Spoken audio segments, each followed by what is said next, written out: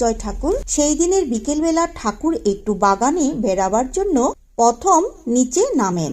ছুটির দিন বলে অনেক ভক্তই সে সময় বাগানে উপস্থিত ছিলেন।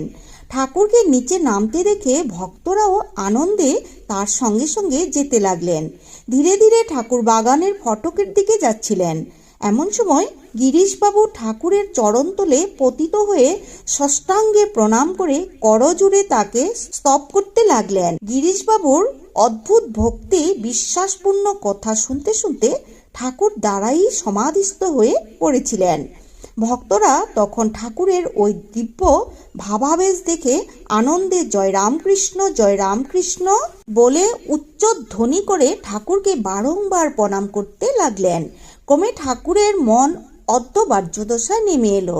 তখন তিনি কৃপা দৃষ্টিতে ভক্তদের দিকে তাকিয়ে বললেন, কি আর বলবো, তোমাদের